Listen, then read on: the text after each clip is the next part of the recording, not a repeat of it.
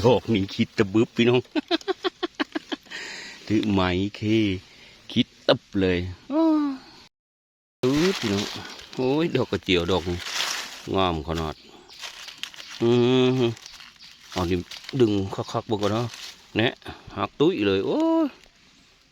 ดอกกระเจียวสวยงามมากนี่ดอกนี่โอ้ยเท่าเลยน้องนี่โอ้ยกี่กือกับกินเพี้ยนเฮ้ยดอกนี่ก็ดิโอ้ยขอตะของเท่านี่บ้าผ่านเบิ้งนี่โอ้โหมันเป็นเสืออะไรรุ่นนี้เอาพี่น้องดอกนี้โอ้ย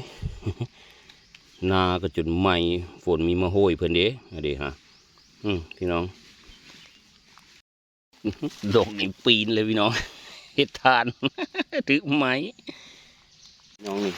โอ้ย2 ดอกพระเจ้าก่ายมันบริเวณไหนเด้งามอยู่เลยพี่น้องโอ้ยอึบเห็ดหน้างัวนี่ไง2 ดอกงามๆโอ้ยคักกันนะพี่น้องเลยโอ้ยสายสะเขาอยู่ทางพี่น้อง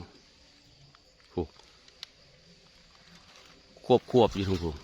นี่ดอกนี้งามๆเลยพี่น้องหนุ่มปึ๊บอันนี้ฮะโอ้ตุ่มตุลุยเป็นตะแกรงแซ่บพี่น้องเลยพี่น้องเอ้ยคำโบราณคนเราขึ้นเช้าคือกาหากินคือไก่ทันมาหาเห็ดละแม่นความเพื่อนนั่นแหละเดี๋ยวพี่น้อง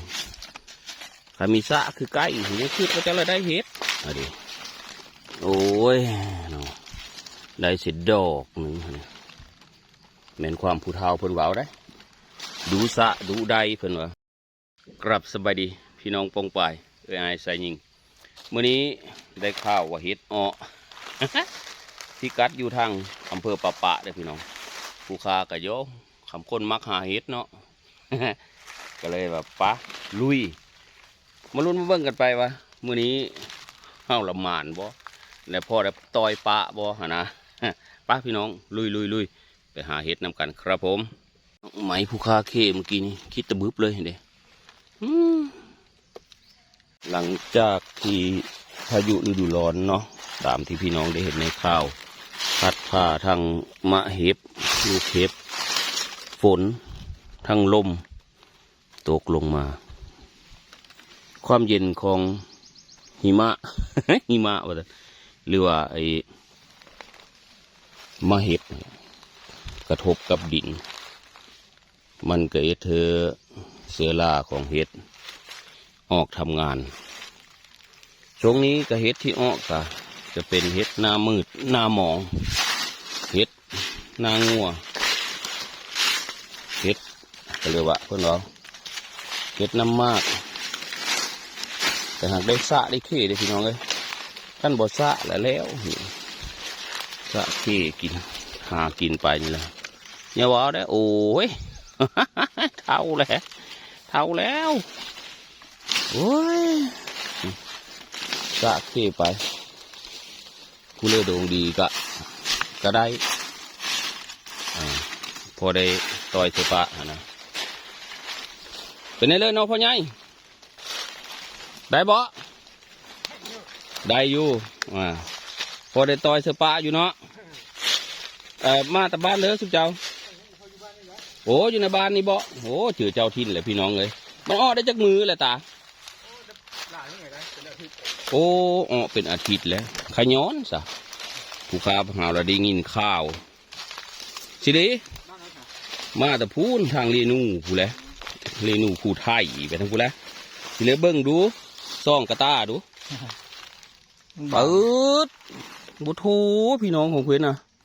โอ้พอได้ครบได้กินอยู่แบบนี้เถอะของเฮาผัดอันได้แต่เห็ดเท่า พอแต่ของเท่านี่ว่าผู้ค้านี่เหรอ เอาตาโชคมัน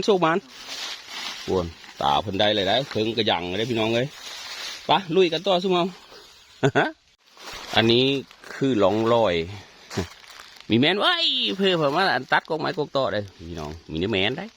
พายุฤดูร้อนฮะดิฮะมันกุดเอาแต่เทิงคนนะ อันนี้กกนะกกจิกมันกุดเอาเลยลมปั่นนะห่านปุ๊ดอันนี้นี่คือร่องรอยของพายุฤดูร้อนพายุลูกเห็บที่มันมาถล่มกระหน่ำเมื่อกี้นี้นะพี่น้องจนได้เป็นฮอดข้าวนะเบิ้งพี่น้องความรุนแรงของพายุลูกเห็บพายุฤดูร้อนเมื่อกี้นี่อันนี้คือกกกุงเนาะอันนี้กกจิกหาดลงมาเลยได้มันไม่ได้แมนได้ว่ามีคนมาตัดมานะเมืองมันปั่นขาดปุดลงมาเมืองต้นมันพี่น้องหาดปุดเลยนะลองลอยว่าธรรมดาความรุนแรงเนาะของพายุเนาะพายุฤดูร้อนโอ้ยดีพี่น้อง ได้2 ดอกน้อยนะฮะเพิ่นขี้ไปเฮ้อ เฮ้ยเนาะอันนี้กับเพิ่นขี้ไปเฮ้ออันนี้นอนก็รออยู่อันนี้โอ้เพิ่นเตะพี่น้องนี่โอ้เพิ่นเตะโอ้เพิ่นยางกายโอ้ยตะมุตะมิเลยอันนี้พี่น้องนั่นเห็นบ่นั่นแห่บุญปะเฮากับพอได้อยู่เด้ฮะดิได้แต่4 ดอกงามๆโอ้ยตุลุติลิโอ้ยคักพี่น้องเลยงามอยู่แบบนี้พอเก็บแบบนี้ฮะดิฮะนั่นนี่ก็เจออีก1 ดอกโอ้ยดอกงามๆโอ้ยพี่น้องแล้วโอ้พอได้แกงอยู่แล้วพี่น้องคันเป็นแบบนี้นะโอ้ยพี่น้องมาพอสายสะคือกันเป็นในเรือเบิ้งดูซ่องกระต้าแน่มีหวาละวะสิเลยเบิ้งดูฮะเจ้าได้เห็ดเพลอดีฮะโอ้ยยังไม่ได้สั่งเจ้าหากระมาค่อยก็ได้พอได้ครบได้กินอยู่ในบ้านนี่บ่อยู่บ้านน่าเสือกโอ้หน้าเสือกหน้ากระดาวผู้เจ้าเด้โอ้เขาอยู่ทางพูนทางบ้านทาลาดผู้ตำบลทาลาดผู้ใดอยู่ทางเรนูผู้ละ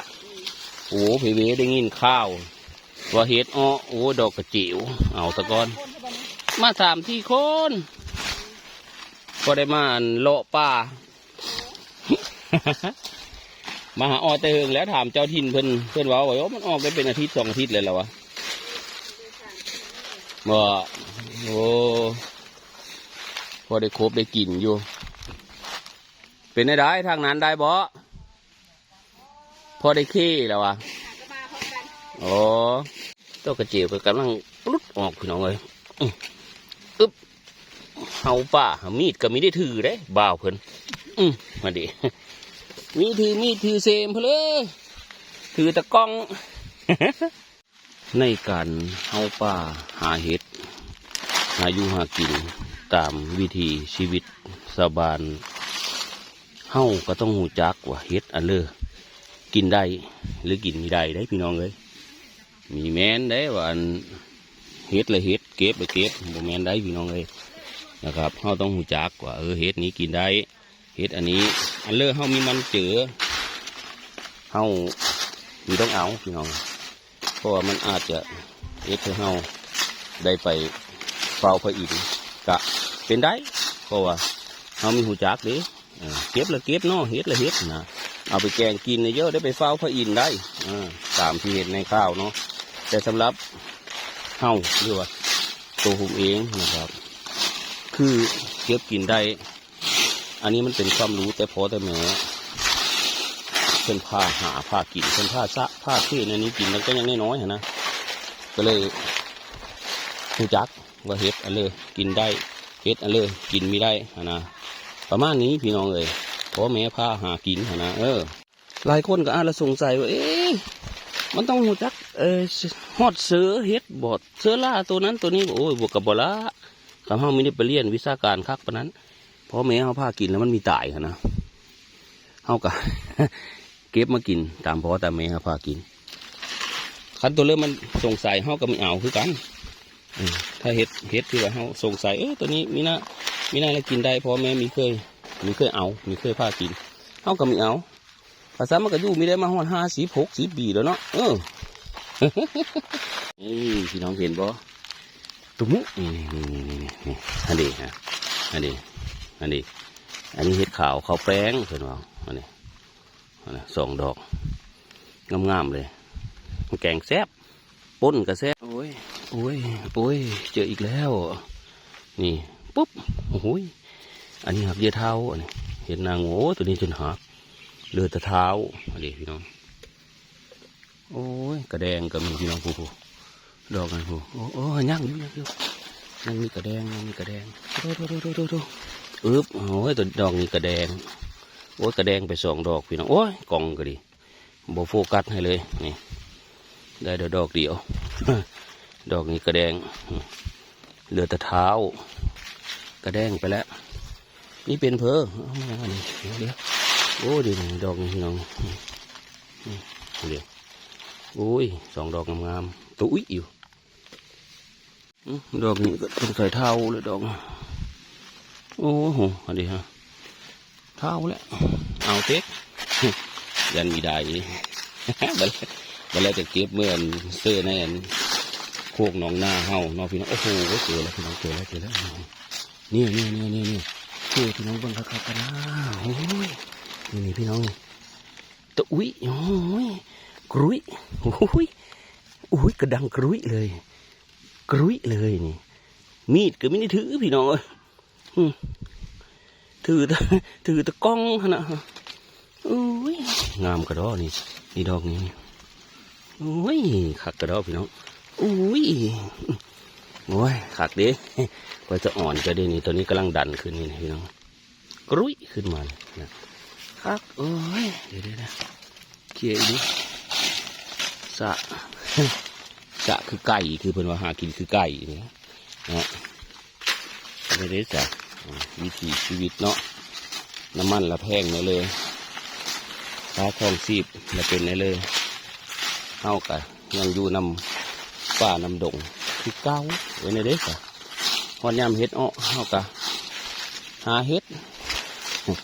หาอยู่หากินไปตามภาษาวิถีชีวิตบ้านเนาะเพาะนาเฮาเนาะพี่น้องเนาะคักอยู่พี่น้องเลยอันดีฮะอันมองขี้เมื่อกี้เนี่ยพี่น้องเท้าเลยผู้เบิ่งผู้โอ้ยคิดออกมาแต่ดอกเดียวเท้าเลยไม่ได้เอาแล้วกันเจ้าเท้าป่านนี้เจ้าก็อยู่เป็นเสืออยู่นี่เลยเด้เสือปีหน้าจะออกมาให้คนได้ครบได้กินเด้อเอาเป็นเสืออยู่นี่แหละคักอยู่พี่น้องเลยฝนมีมาโหยอีเนาะนี่ฮะอันนี้ก็เท้าโอ้เด้งดอกนึงพี่น้องเคจนคิดเมื่อกี้บึ๊บหลดอันนี้เท้าอีกเสียดายอยู่พี่น้อง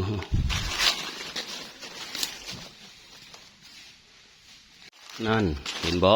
ขีดโอ้เท่านั้นเลยโอ้ตัวนี้ขีดพี่ขีดอ๋อได้พี่น้องได้โอ้บ่ผิดหวังนี่ดินี่ดอกนี่อันนี้โอ้ยกระดุบอันนี้พอได้เก็บได้แกงเอาแล้วนะทำเป็นน้อง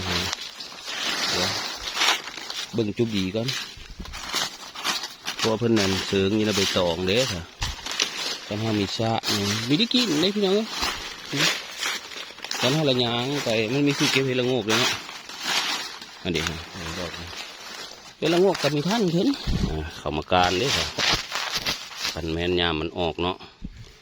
ตังพกมกคิกเมกอยู่บนเดียวสาดไฟไปกันเห็นรู้แล้วอันนี้อาศัยว่าเพิ่นเสืองนี่นะใบตองเพื่อดูสะก็เห็น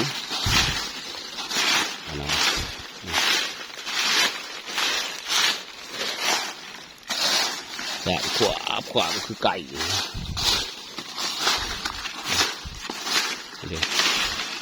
นี่บ่โอ้ยได้สะ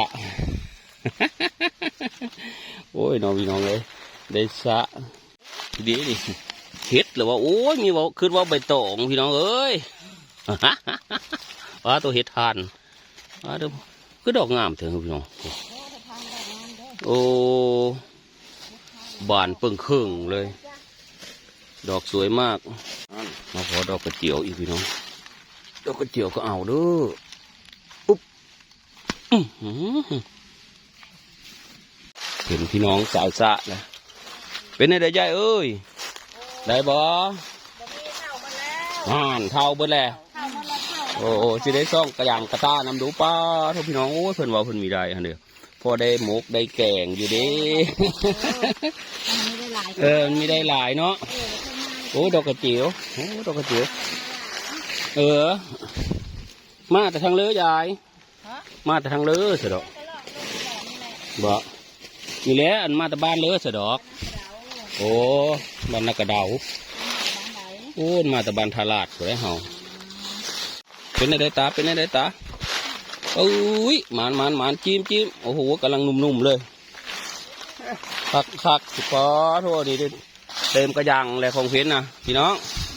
เบิ้งเอาโอ้เต็มแต่ผู้เต็มเนาะวะมาตะบ้านนั่นนักกระเดาคือการละวาดีก็ดีเวลาทางคุณบ่ได้บ่ทันคนละบานบ่โอ้ทางนี้ล้นเลยพี่น้องล้นพี่น้องโอ้คือแหละเข้าละหาท่ายตะคลิปเลยฮะโอ้คอยอยู่ทางอันผู้ไทยเลนู่แหละทางอันตำบลทาราดแหละได้ข้าวเฮ็ดละผูไปเวน้ำมีอาบมานะฮะได้ยินว่าเพิ่นแล้วได้ว่าดันฮะถามเจ้าทินเพิ่นว่าได้หลายมือแล้วได้ยินข้าวน้ำหลังเขาก็เลยมาพอได้ครบได้กินนี่ละมากอะเป็นเว้าเลยมาน้ำเพ็ญโอ้เดี๋ยวนี้เห็นเลยพี่น้องนี่2 ดอกโอ้ยบานไปแล้วมาดิพอได้เก็บอยู่โอ้ยเพื่อผันมาขี้ปีนไปเถอะเนาะอันนี้ขอบคุณครับ2 ดอกอันนี้2 ดอกพี่น้องเอ้ยนี่ดอกกระเจียวพี่น้องโอ้ยสวยงามทั้งอร่อยงามก็งามแซ่บก็แซ่บดอกกระเจียวโอ้ยโอ้พี่น้องสุดยอดอันนี้นี่น้องด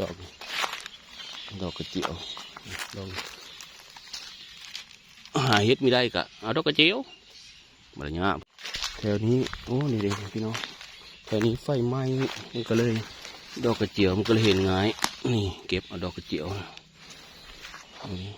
นี่ดอกกระเจียวเขียวสีแดงชมพูนี่โตบัดยามเฮ็ดเพาะนี่คักเลยโอ้ยอันนี้มันดงเฮ็ดเพาะได้อันนี้พี่น้องเลยป่านี่นะแต่ว่าเฮ็ดเพาะยังไม่ออกดอกคือตอนนี้เก็บดอกกระเจียวไปก่อนอันนั้นก็เป็นป่ามั่นเป็นป่ายางไปไว้แล้วมันก็ละเป็นไปตามยุคตามสมัยมันเลยนะพี่น้องนะทำทีเพิ่นก็มีเจ้าของเนาะเฮากับแท้มาเก็บตามกระแสเพลือพญาดูโยกระแสว่าเฮ็ดอะไร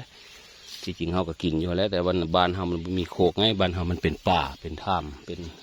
บ่แม่นป่าเว้ยเป็นน้ำก่ำบ้านเฮามันเป็นโถงนะบ้านเพิ่นมันเป็นโคกเป็นป่าเนาะทางอำเภอป่าปากโคกเฮ็ดหลายแต่บ้านเฮามันมีนะพี่น้องเอาดีดอกกระเจียวดอกนึงโอ้ยคักเลยนี่เด่นกำลังปลุกขึ้นมาลวกจำแจ่วคักเด้อนี่โอ้ดอกนี่แก่แล้วไม่เอาปล่อยดอกเลยแก่แล้วเขาก็ไม่เอาได้พี่น้องเลย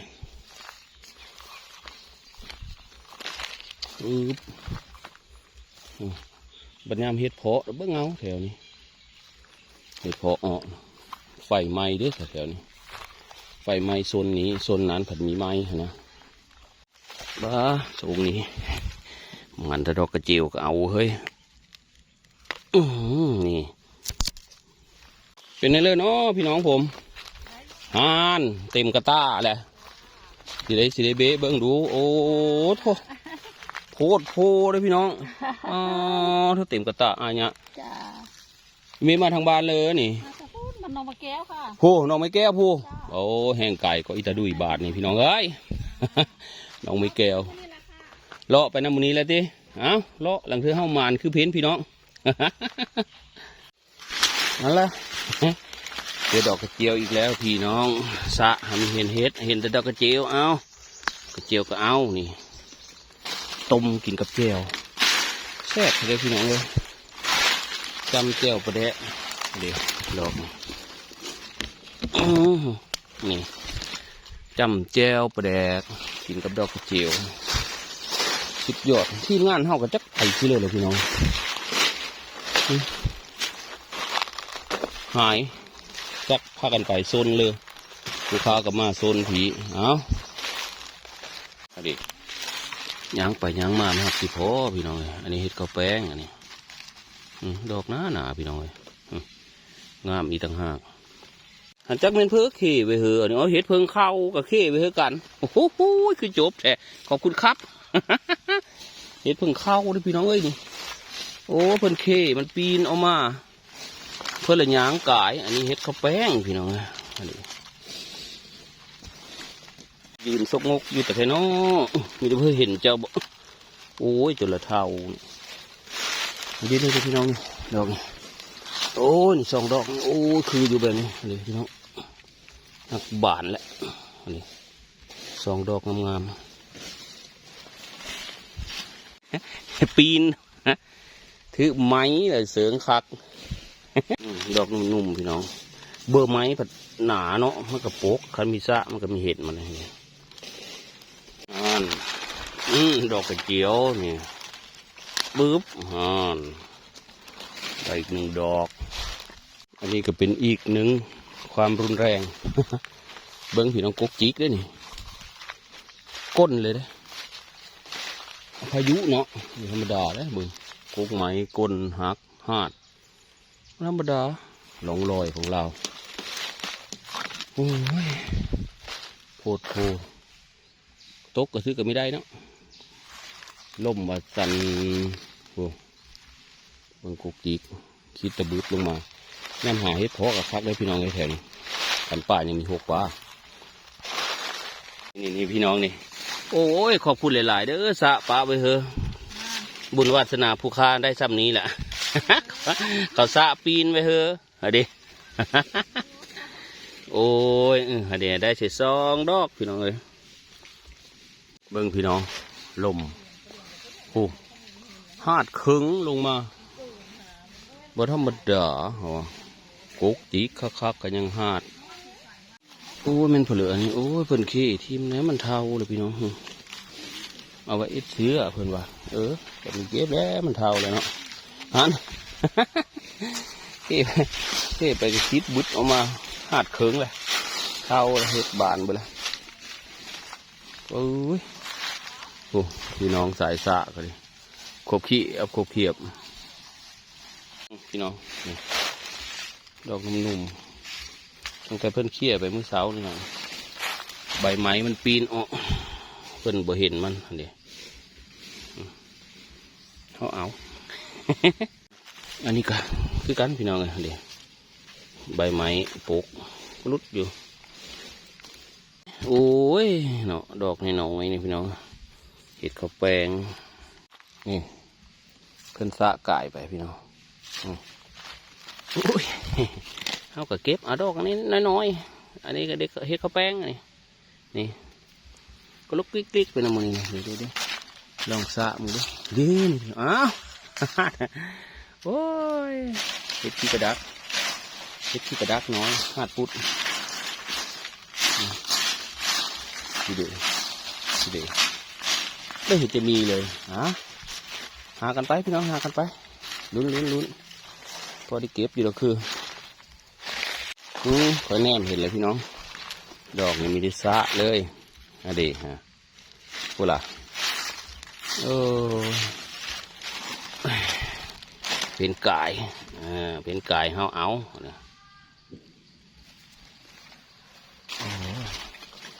ดอกเดี่ยวโคโลเถอะได้บอกเป็นหมูเนาะ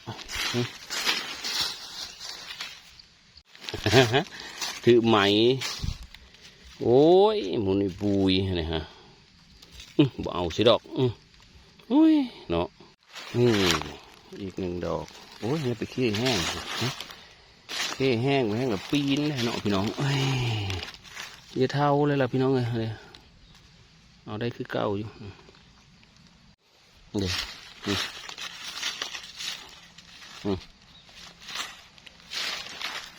เกือบเท่านี่ดอกบานๆเด้งพี่น้องทีมงานทางคุณกันโอ้เป็นไงเด้น้องพี่น้องเฮามานอยู่บ่ทางพี่มานบ่ต้องกระยังกระต้าดูโอ้ยเบิ่งอีนายน้อยๆนี่พี่น้องโอ้ยายน้อยๆนี่โอ้ดอกกระเจียวเอาเนี่ยฮะเอาพูน่ะดอกกระเจียวพี่น้องเอ้ยพูน่ะเบิ่งกระต่ายจะเตี้ยดูพี่น้อง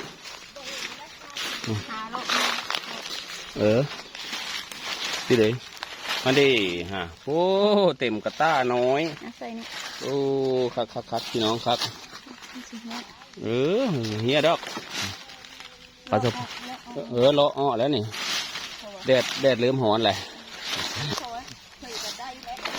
เต็มเต็มกระยางกระตาไปแล้วอะไรคักเลยพี่น้องเลยโอ้ยเบิ่งพี่น้องจะเตี้ยหนักโอ้ยยางมาว่าเป็นหมูโอ้ยหมู2 ดอก2 ดอกกับหมูแล้ววะหมู2 ดอกเห็นเบาะพี่น้องเราเอานะโอ้งามอยู่พี่น้องเลยดอกเดียวเขาเอิ้นว่าดอกเดียวครับพี่น้องโถพี่น้องมีดอกนี่โอ้บานสิเดี๋ยวเห็นบานเดี๋ยวเก็บดอกนี้ก่อนบานบักเปิงเครื่องเลยนี่น้องนี่โอ้โหเป็นหมูเลยได้พี่น้องโอ้เดี๋ยวโจมอกดู3 ดอก 4 ดอกโอ้ขักขนาดหน้างัวเห็ดหน้าบัวขักโอ้ดอกงามขนาดพี่น้องตีนมันนะโอ้3 ดอกใหญ่ๆปิ้งป่นกระแซบเห็ดนางูนะเต็มเลยเดี๋ยวเอาใส่ก็ดีเดี๋ยวมันเหี่ยบริโภคได้กินเลยล่ะพี่น้องเอ้ยสมเรือได้ดอกนะฮะยายเดี๋ยวเอาไม้ก่อนนะต้นนาจ้ะนะนั่นละเดี๋ยวนี่บ่2 ดอกสวยๆนี่บ่พี่น้องนี่2 ดอกงามๆเลยนะนุ่มคักขนาดเหรอนุ่มๆไปนี่ก็คักแล้วคักเที่ยไปนะพี่น้องดูได้พี่น้องหาเห็ดเอง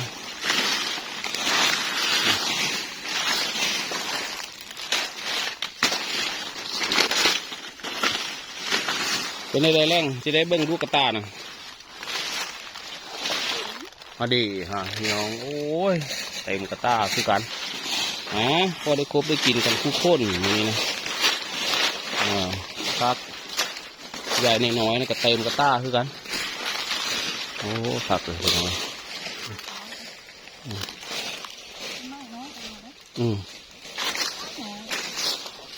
เห็ดน้ำมะเลย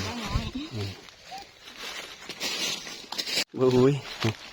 ดอกนี้พี่น้องเท่าเกินเอาไม่ได้แหละดอกกระเจียวก็ตัวนั้นก็เขาหย่างเรียบร้อยแล้วเ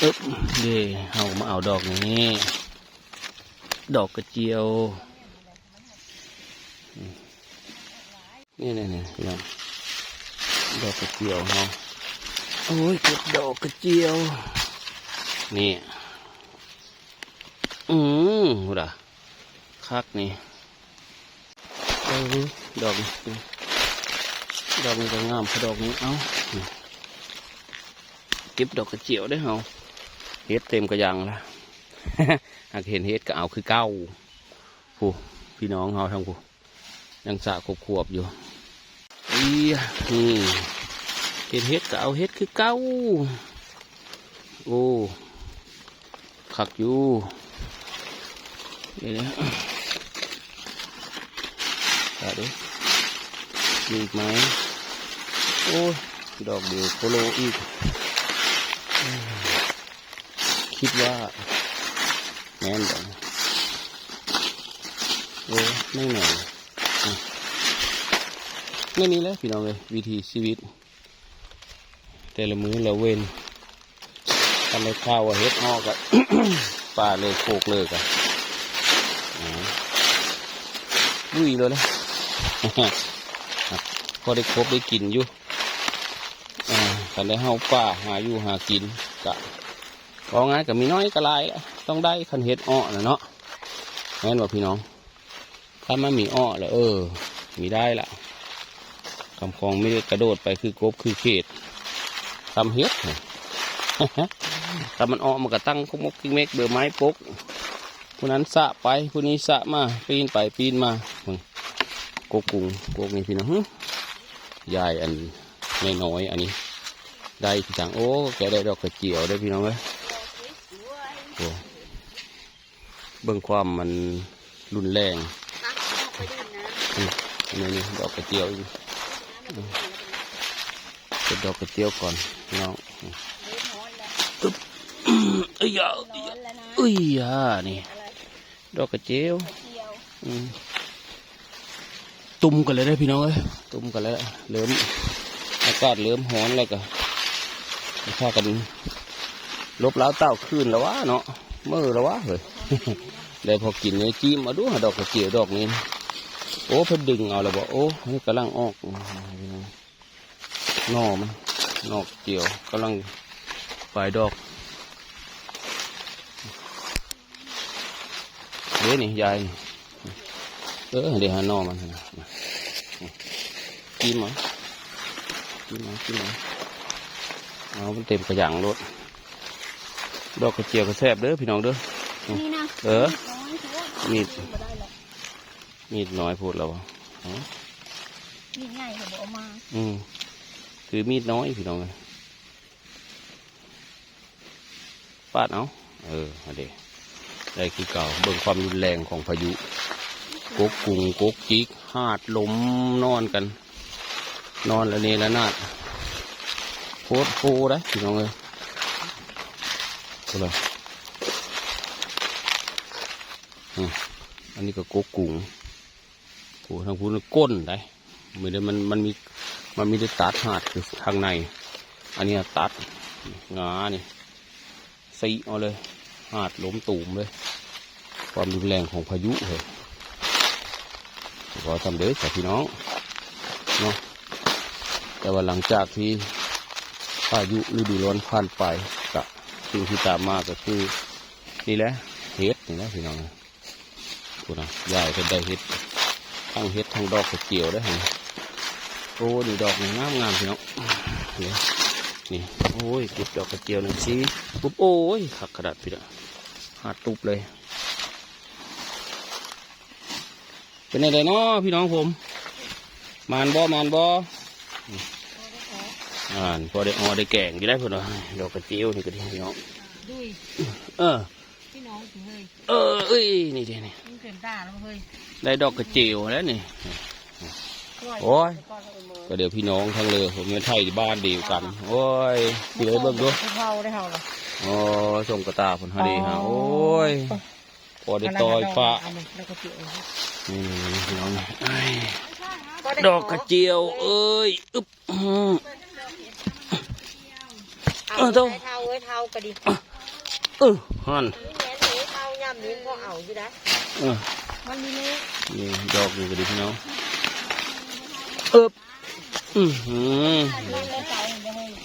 มาแต่เสาพอได้พาย่ายขึ้นมานะเริ่มกินไข่เลยได้พี่น้องเอ้ยเริ่มหิวแล้วนะไข่เหลืองไข่แดงก็กินมาเริ่มเมื่อยแล้วเพิ่งดอกกระเจียวกับพี่น้อง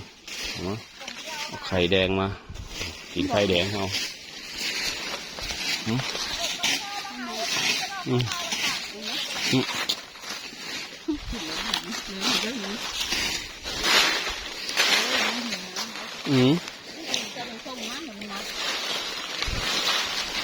เริ่มหิวน้ำเลยพี่น้อง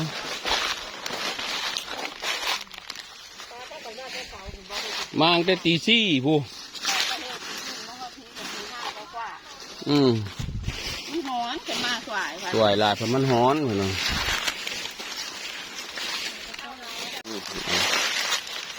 ดอกกระเจียวคักอยู่หานโอ้ยหาดปุ๊ดสิล่ะเอ้ยเตรียมตัวออกแล้วพี่น้องออกจากป่าแล้วเมื่อได้บ้านหาดอกกระเจียวลบเมื่อแล้วบ้านนี่มีดอกนี่ก็โอ้ยนี่โอ้ยดอกน้อยๆเอาเต็กดอกน้อยก็ดิเก็บดอกกระเจียวพอได้ครบได้กินเอาไปแล้วเลาะมือแล้ววะบ้านหล่นกระยังน้อยเยอะเตี้ยแล้วรถเราก็จอดอยู่ข้างนอกกูพี่น้องโอ้ดอกกระเจียวเก็บดอกกระเจียวก็อ้าวเอ้ยไอ้ปิตินั่นละโอ้ยงามพี่น้องไอ้ดอกกระเจียวกำลังจูมปลุดดอกกระเจียวกำลังออกเอาเก็ดกระล่นกระตาเอาใส่กระตาค่อยนี่เอา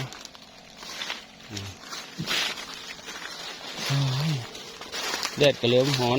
น้ำกระเลิ่มหิวน้องอันนี้ฮะพี่น้องก็กำลังออกมาคนเริ่มหิวน้ำเลยได้บาทนี่พี่น้องเอ้ย8 โมงกว่าเลยดิออกจะเฮิร์นตั้งแต่ตี 4ออกจะเฮิร์นตั้งแต่ตี 4เหรอเบิ้งเอาเดี๋ยวแต่ละคนก็ดีพี่น้องเลยเดี๋ยวก็พอได้ครบได้กินฮะนะเต็มกระยังน้อยทั้งโอ้ย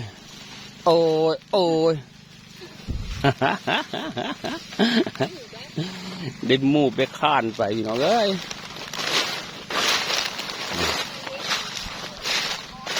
โอ้โคกเครื่องก็ออกกันละเขาก็ลิ้วเฮิรนโคกเครื่องผู้ว่าอึดดอกขนาดหอดยามมันออก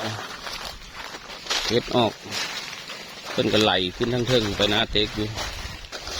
ม้วนเห่าหันแดดฮ้อนแหละมีไหวอากาศมันร้อนนี่มีไหวได้มีแต่ละ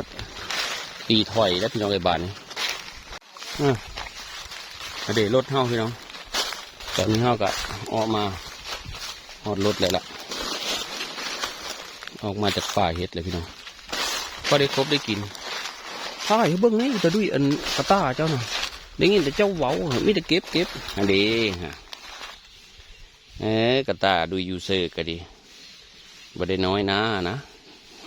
โมเมนต์หนาหน่อยเด้อเต็มกระต้าเดี๋ยวพี่น้องเห็ดแน่ดอกกระเจียวแน่เต็มกระต้าอาญะคือกันเดี๋ยวทีมงานเฮามื้อนี้มานำกัน4 คนพี่น้องเลยหักเต็มกระต้าคู่คนกำลังพากันออกมาแต่ว่าเพิ่นกับขี่มาเรื่อยๆนะของพ่อใหญ่ดุยกะแล้วประมาณนี้กับดอกกระเจียวแน่ทีมงานเฮาก็ออกมาหอดแล้วโอเคเนาะพี่น้องสำหรับคลิปนี้ก็ยาวมาพอสมมาภาคควรผู้ค้าขออนุญาตบัตรคำโจกคลิปลงสำนีเด้อพี่น้องเด้อขอบคุณพี่น้องวงปลายคู่คุณเนาะคู่คน ที่แบบมันเป็นกำลังแรงมกำลังแรงเจอดูยูเซอร์มื้อนี้เลาะป่าหาเห็ดเฮาโคกเฮาดงหาอยู่หากินตามประสากะพอได้อยู่ได้กินอยู่ขอบคุณมากมายนะครับพอกันใหม่คลิปหน้าครับพี่น้องบ๊ายบายอย่าเตะยกมือบ๊ายบายดูพี่น้องนะเอาดูเป็นอันบ๊ายบายพี่น้องดูอันนี้อย่าเตี้ยก็ได้พี่น้องเลยผลงานพี่น้องเต็มกระตาอาญะ